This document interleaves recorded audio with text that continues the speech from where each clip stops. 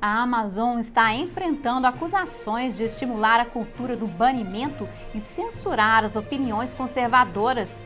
2 congressistas do Partido Republicano agora estão pedindo ao gigante de tecnologia que entregue dados sobre as supostas ofensas.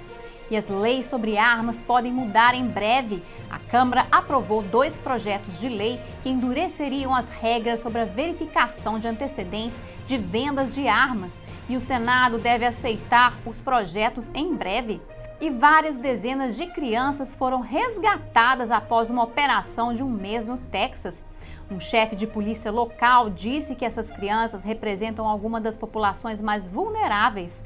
Confira todos esses assuntos hoje no Diante dos Fatos.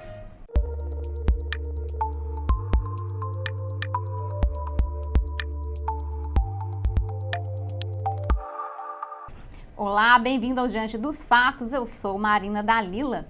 O presidente Biden sancionou um pacote de estímulo de 1,9 trilhões na quinta-feira. A secretária de imprensa da Casa Branca, Jen Psaki, disse a repórteres na quinta-feira que as pessoas poderiam ver esses depósitos em suas contas em breve. Psaki prosseguiu dizendo que mais de 158 milhões de famílias devem esperar recebê-los, adicionando que esta é apenas a primeira onda e que os pagamentos aos americanos elegíveis continuarão ao longo das próximas semanas.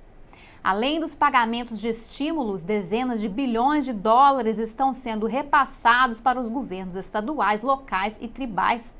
O projeto de lei também dará continuidade à expansão do seguro-desemprego por mais vários meses, ampliará o crédito infantil por 1 ano. O senador republicano Ron Johnson observou anteriormente que esse alívio não é gratuito, dizendo que 1,9 trilhões em dívida adicional é de 5.800 dólares por pessoa. Somados aos 4 trilhões de contas de alívio anteriores, é uma dívida de 18 mil dólares por pessoa. Ele fez os escrivães lerem todo o projeto em voz alta antes de o Senado votá-lo.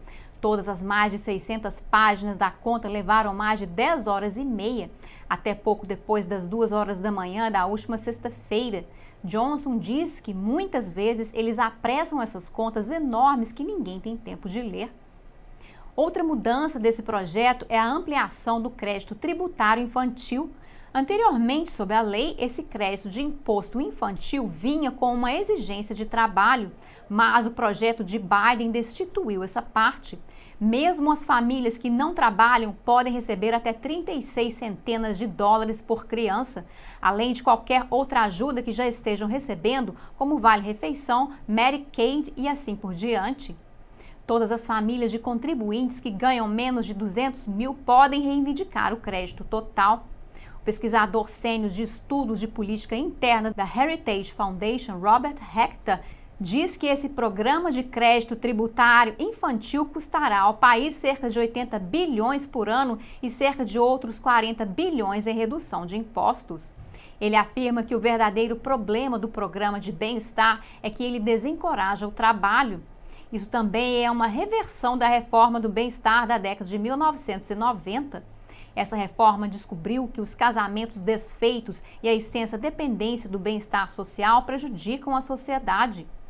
O reitor observa que a reforma bipartidária viu uma diminuição maciça na dependência da Previdência e, ao mesmo tempo, aumentou o emprego, o que levou a uma queda nunca antes vista na pobreza infantil, especialmente notável entre as crianças negras.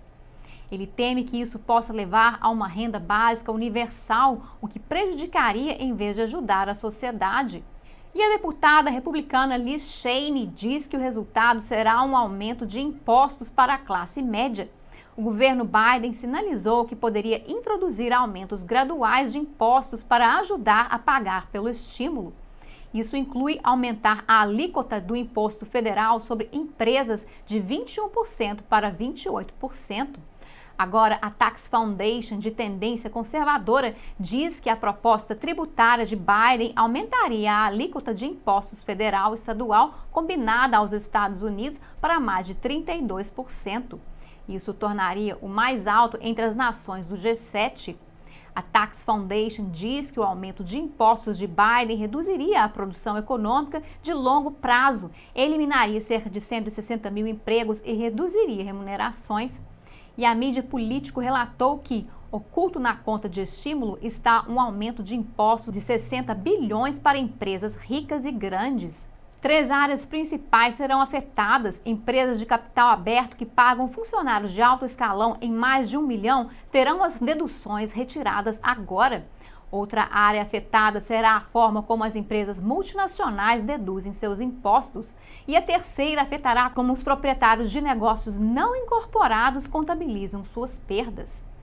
E voltando às vacinas, Biden disse que todos os adultos americanos estarão qualificados para a vacina até o dia 1º de maio. O anúncio de quinta-feira foi o primeiro discurso em horário nobre de Biden para o país. 11 de março marcou um ano desde que a OMS anunciou a pandemia de Covid-19. Biden exortou todos a tomarem a vacina, dizendo: se fizermos tudo isso, se fizermos a nossa parte, se fizermos isso juntos até 4 de julho, há uma boa chance de vocês, suas famílias e amigos poderem se reunir em seu quintal ou em sua vizinhança e fazer um churrasco ou grelhado e comemorar o Dia da Independência. Isso não significa grandes eventos com muitas pessoas juntas, mas significa que pequenos grupos poderão se reunir. Esta semana, Biden instruiu o governo a pedir mais doses. Ele entregará vacinas a centenas de outros centros de saúde comunitários e dobrará o número de farmácias participantes. Biden diz que organizará ferramentas até 1º de maio para facilitar a obtenção da vacina. Isso inclui um local, equipes de tecnologia para ajudar os estados com seus locais de vacinação e uma linha direta por telefone. Essa semana, um oficial de saúde disse que mais de 90 milhões de americanos receberam pelo menos uma dose e mais de 30 milhões estão totalmente vacinados. O CDC diz que os avós vacinados agora podem visitar e abraçar seus netos sem usar máscaras na maioria dos casos. Agora vamos ao Congresso. As leis sobre armas podem mudar em breve. A Câmara aprovou 2 projetos de lei que endureceram as regras sobre a verificação de antecedentes de vendas de armas.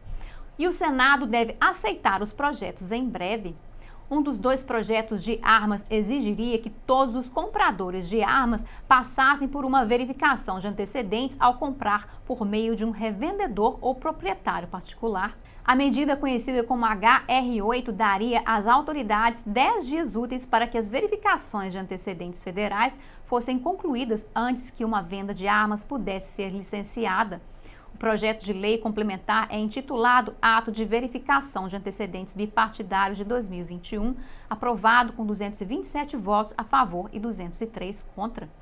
8 republicanos votaram a favor dos projetos de reforma das armas, enquanto um democrata, o deputado Jared Golden, de Maine, votou contra. 5 republicanos copatrocinaram o projeto de lei junto com vários democratas.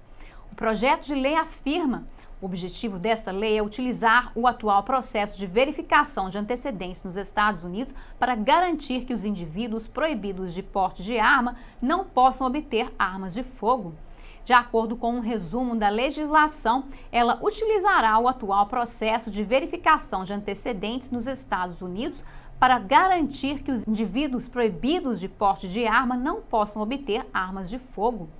Atualmente, qualquer arma comprada em uma loja de varejo ou online precisa passar por uma verificação de antecedentes e envolver um vendedor de armas licenciado com uma licença federal de armas de fogo, conhecido como FFL. Especificamente, o HR-8 também exigiria verificação de antecedentes para vendas privadas. Os defensores do projeto de lei dizem que isso tornará as comunidades seguras ao diminuir a probabilidade de as armas chegarem às mãos de criminosos. Mas, segundo os críticos, a maioria dos criminosos não adquire suas armas de fogo legalmente. Portanto, expandir a legislação de verificação de antecedentes pouco faria para conter a violência armada. O presidente do Comitê Judiciário da Câmara, Jerry Nadler, afirmou não há razão para continuar a facilitar a aquisição por pessoas que estão legalmente proibidas de portar armas de fogo. E as evidências mostram claramente que as verificações de antecedentes funcionam e reduzem significativamente a violência armada. Mas estudos mostram que as verificações universais de antecedentes têm muito pouco efeito sobre as taxas de crime ou suicídio. O deputado Dan Crenshaw disse em 2019, antes de votar o projeto pela primeira vez: Todas as tragédias que vimos, seja Parkland ou Sutherland Springs, ou a tragédia de Thousand Oaks ou Sandy Hook, nenhuma delas teriam sido evitadas pelo HR-8, acrescentando, portanto, temos que nos perguntar se vamos infringir a liberdade das pessoas, para que estamos fazendo isso? Não vai adiantar nada se não for realmente prevenir tragédias. Por que estamos infringindo a liberdade das pessoas? A National Rifle Association disse na análise de 2019 que, se o projeto for aprovado, isso exigiria que empréstimos, presentes e vendas de armas de fogo sejam processados por uma loja de armas. As mesmas taxas, papelada e manutenção de registros permanentes se aplicam à compra de uma nova arma na loja. Se você emprestar uma arma a um amigo sem ir à loja de armas, a pena é a mesma que vender uma arma intencionalmente a um criminoso violento condenado. Da mesma forma, quando o amigo devolver a arma, outra ida à loja de armas é necessária sob pena de crime. No entanto, alguns republicanos estão preocupados com o fato de a expansão das verificações de antecedentes ser uma forma de criar um registro nacional de proprietários de armas. E poucas horas depois que esses projetos foram aprovados pela Câmara, os democratas apresentaram outro projeto de lei sobre armas. Ele irá proibir mais de 200 modelos de armas de fogo semiautomáticas e carregadores contendo mais de 100 cartuchos de munição. E agora vamos voltar às Big Techs. 2 congressistas do Partido Republicano culpam a Amazon por estimular a cultura do banimento e censurar as opiniões conservadoras. Eles agora estão pedindo ao gigante de tecnologia para entregar dados sobre as alegadas ofensas. Em uma carta ao CEO da Amazon, Jeff Bezos, os congressistas Jim Jordan e Ken Buck disseram que a Amazon desempenha um papel importante ao silenciar conservadores. Eles escreveram: as Big Techs, incluindo a Amazon, estão envolvidas na discriminação sistemática com base no ponto de vista. No lamentável fenômeno de banimento da cultura, a Amazon desempenha um papel de liderança em silenciar e censurar o discurso político dos americanos conservadores. Acrescentando, apenas nos últimos meses, a Amazon exigiu um padrão de restrição, censura e remoção de conteúdo de sua plataforma que defendem pontos de vista conservadores. Os congressistas solicitaram documentos e informações da empresa sobre suas atividades de censura. Jordan é o principal republicano do Comitê Judiciário da Câmara, enquanto Buck é o principal republicano do Subcomitê Antitrust do Judiciário na Câmara. Na carta, eles listaram várias das supostas decisões editoriais da Amazon, dizendo: eles aparentam exercer um esforço coordenado para banir o discurso conservador nas plataformas da empresa. Em um caso, a Amazon se recusou a permitir a publicidade de um livro que criticava a ideologia transgênero. Em outra, a plataforma de e-books Kindle da Amazon se recusou a publicar um livreto desafiando certas opiniões sobre a eficácia dos lockdowns causados pela pandemia.